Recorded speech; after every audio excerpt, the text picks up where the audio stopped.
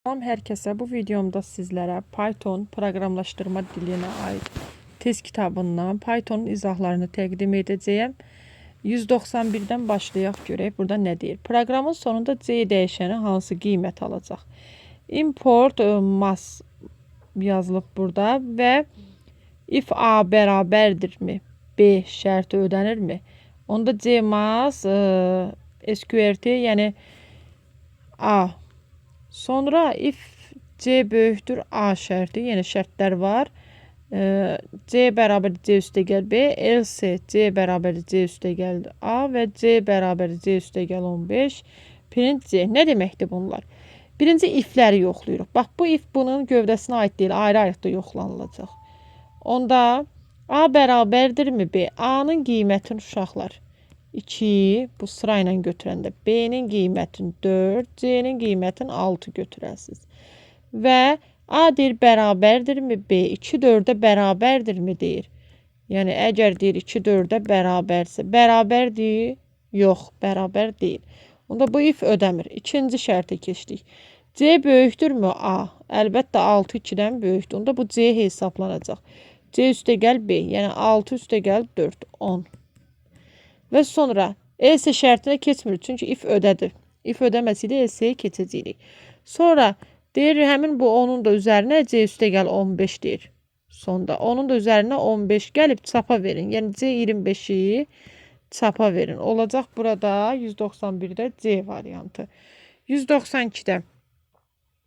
192-də deyir ki, ekrana false, uşaqlar false 0, true'nu 1 kimi qəbul edin. If şərtində deyir, x 1-ə bərabər, yox, x 0-a bərabərdir. Bu if şərti ödəmir. İkincidə, if false-yə bərabərdir, bəli, 0 0-a bərabərdir. GTV print çapa getdi. Bir dənə söz GTV çap olundu. Sonra ardınca baxaq. If x bərabərdirmi true? Xeyr, x false şərtidir. Elif, if ödəmədirsə elifə keçirik və yadınızda saxlayın ki, elifə keçəndə if özündən sonraki ifə qoyur keçməyə, yəni icazə verir. Şərt ödəndi, ödənmədi, ardıcıl yoxlanır. Amma elifdə, birinci elifdə şərt ödənirsə, ikinci elifə icazə vermir keçməyə. Birinci elifdə şərt ödənib, baxın, false şərti. Onda GTV switch çap olunacaq və ikinci elifə icazə vermir keçməyə. Və dalınca ikinci elifə icazə vermirsə keçməyə, burada GTV switch çap olunmalıdır. Orada 192-də Y variantıdır. Bu printlər niyə çap olunmur? Deyə bilərsiniz ki, buradayım mənim printlər də var axı çap. Yox, bunlar elifin, əgər bu sırada olsaydı çap olunacaqdı. Baxın.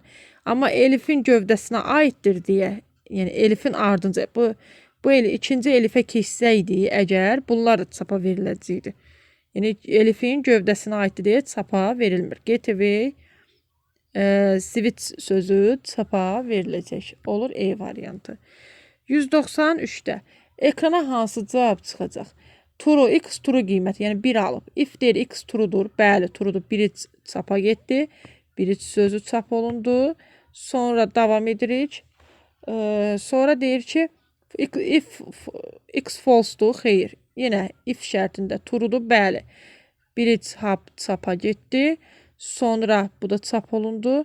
Elif deyir, yenə baxırıq eliflərə, false'dur. Bir dəfə false ödəyirsə, biz demişik ki, digərinə keçmir. Bu elifə keçmir, çünki burada false şərti ödəyir. Bunun da ardınca switch çap olunur. Və baxın, bu iki print, fikir verin, bu iki print elifin gövdəsi deyil, ayrıcadır. Yəni bu ikinci elifin gövdəsi deyil, onda onlar da çapa getməlidir. Olur. Bridge, hub, switch, router əslində çapa getməlidir. Burada 193-də. Yox, üzr istəyirəm uşaqlar. Elif false deyil axı. Mən əvvəlkindən yadımda qalıb. Elif true'dur.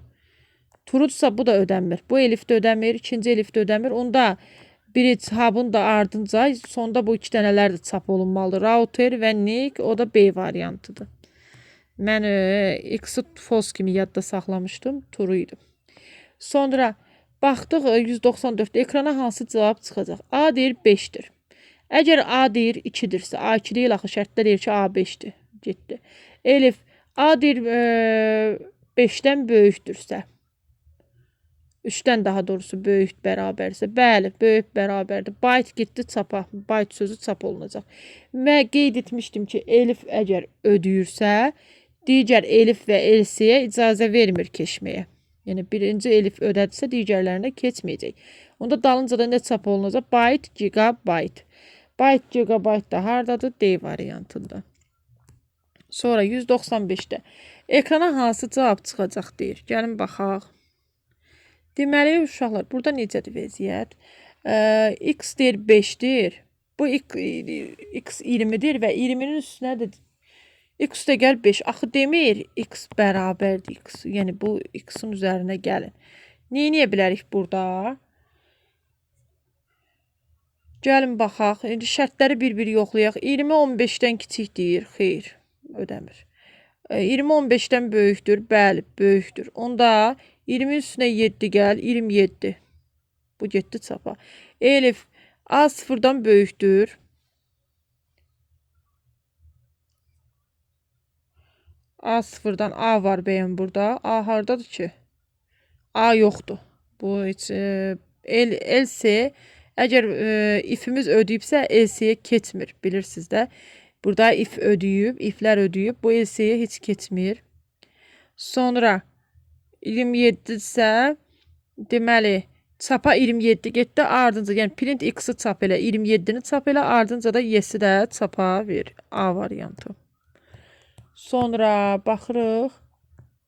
195-i baxdıq. 196. Ekrana hansı cavab çıxacaq? Deməli, burada yenə 20-ni verib. Amma üzərində 5 gəlmək ona aid deyil. O şərti x bərabərdir şərti verilməyib. X üstə gəl 4. Söhbət 20-dən gedir. 20 ilə 4-ün cəmi deyir. 16-dan kiçikdir. Xeyr, kiçik deyil. Bu if ödəmir. Bu if də bu ifin ikinci if də birinci ifin gövdəsidir deyə bu ifə də baxılmır. Keçdik elifə.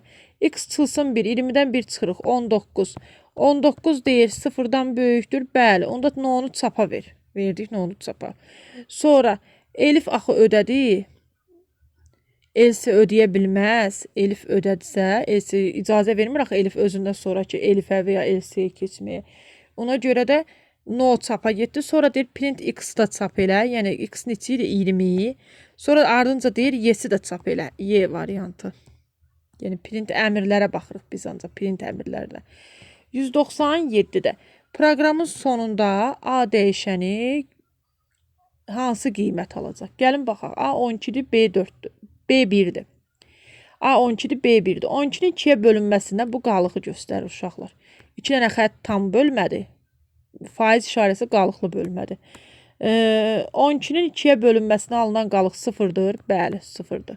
Onda B bərabərdir deyir. B üstə gəl 4. Yəni 1 üstə gəl 4. B1 qiyməti əvvəldən 1 kimi verilmişdi də bizə.